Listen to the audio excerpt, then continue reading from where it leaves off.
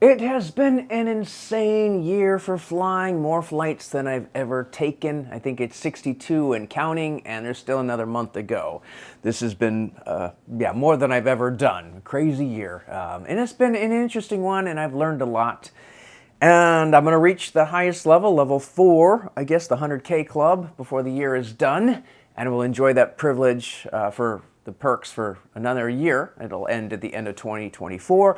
But it's very likely that it will be the last time I've ever tried to go this far, at least on purpose. If I have to for travel, then for business, then great. But otherwise, I would highly recommend not chasing status, as a lot of people are also finding out the same thing. And there are a few reasons why, and this is through Alaska, and I would say some of it's Alaska's fault and some of it is not. As far as what's not, it's just people are flying more, planes are getting filled up, the pandemic is over, so all of the main benefits, the highest benefits, are gone, meaning upgrades. I found that at the beginning of the year, there was a point where I was getting an upgrade a lot, but I don't know. I'm going to do the math at the end of the year and just see how many of these flights are being upgraded, but also more recently, because I even on my last flight overheard people talking about making mileage runs and stuff like that, like I sometimes do, but no real ones this year. I'll only have one. It's a total waste. I don't think it's good, but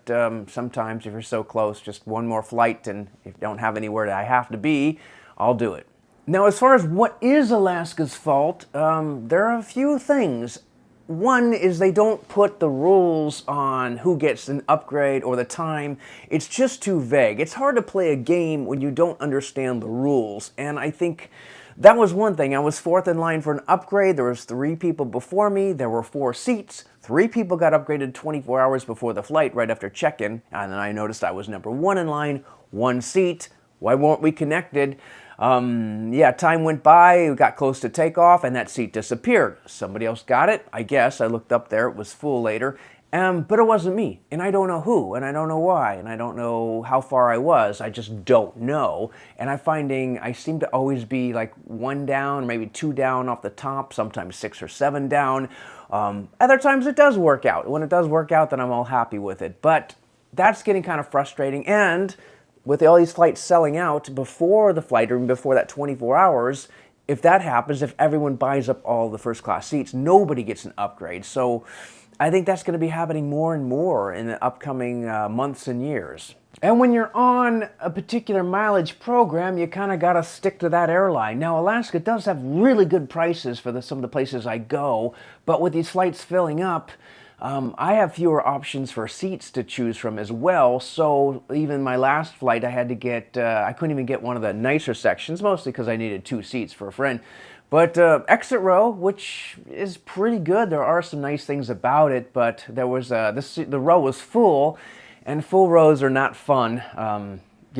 So I don't enjoy a full row at any time. I'm hoping I'm never in the middle, but even if someone else is in the middle, you can't avoid that person because you're on the side. So it's nice to have that extra space, and with these flights filling up, you can't even get that as a guarantee. So if you're not in first class, you have to deal with that. Going back to what is Alaska's fault, they suddenly had this weird change. This is the first time I noticed it. In a flight I had before, they didn't even offer any like chocolates. In the flight I was just on, backstory is every time I was on a flight, they said, "Oh, thank you for being like an MVP member," and they give you a piece of chocolate. I think if you're gold on up, which really I was the second level above gold. No chocolate, which actually is okay because I kind of got a drawer full of them because I don't really eat them. But it's just a nice gesture. They're saying thank you, and it's sort of like your little reward trophy to be. So they came by and said, "Would you like a chocolate or a drink, an alcoholic drink?" I'm like, when has it ever been a choice? It's always been both. So all of a sudden, and I kind of tried to do some research on it, they're just kind of saying either or. Now, part of it is many MVP people on the planes, and maybe someone said they just couldn't, I think the flight attendant said, "Oh, we just can't carry that many." I was like, they're really kind of small. The fact that you can't carry it, but I don't know, maybe 50, 60 people. I don't know how many people on the plane are MVP, but it just seems like it's a kind of a little cheap thing to do, a stingy thing to do, and sort of you're taking away something, like a little gift that you used to offer people. So that wasn't good. Obviously, I said, well, screw the chocolate. I'm not going to eat it anyway. I'll take the drink. However, on the second round, where they come back for the second time of drinks, they're suddenly saying, "Oh, did you? I actually got handed the drink. Oh, did you get a drink the first time?" Basically, they were going to charge me for this drink. Like I was supposed to, one of the things about status, you're supposed to get free drinks, and it's like, oh, well then, here you go. I don't want it then. I don't need this. You're not going to overcharge me for a drink that used to be free.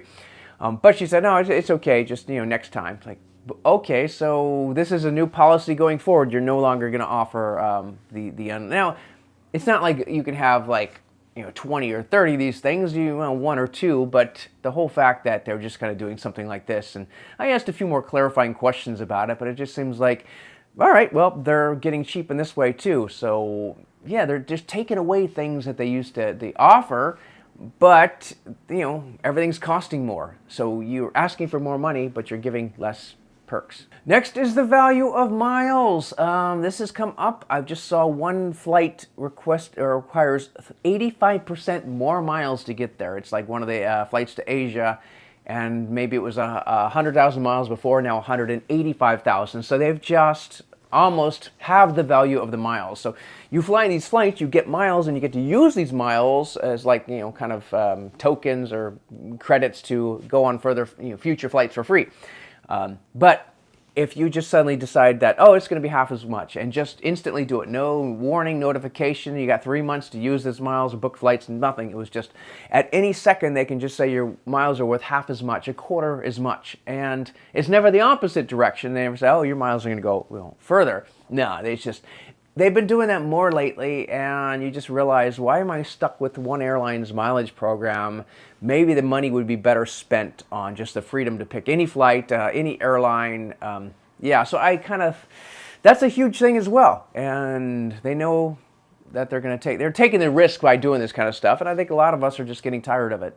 And finally, the service isn't as friendly as it was. And I think in first class overall, but I've even seen flaws in first class. But yeah, in economy, it seems like I'm on American Airlines now or something. It just doesn't seem like Alaska anymore. It used to be just everyone had this really good attitude and very happy you're there, and now it's just sort of everyone seems tired and overworked. And one lady in my last flight was really perky. She did a great job, but everybody else is just sort of, there you go.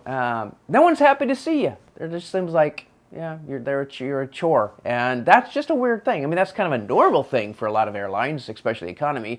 But Alaska's, for a long time, just had this hey, we are happy that you were on our plane. And I think that's kind of going away now. So that's another big change. But you put all these things together, and you're just at the end of the day thinking, it costs money and a lot of time, because Alaska is one airline where you actually have to fly the miles to get the EQM, or the elite qualifying your status. In the other airlines, you just, pretty much is just paying money for it. So you don't have to fly at all. You just pay the money. So I kind of like that, but if you're going to take away all the privileges and the upgrades, the first class upgrade is probably the number one reason to do this. If that's not going to happen, then screw it. I'll be done with it. I'll do it one more year, and then maybe fly less or fly other airlines or have more freedom. But for now I'll finish up the year and do what I was planning on doing. But I would say for a lot of me and probably a lot of other people, it's just becoming not worth it. That's it. Cheers.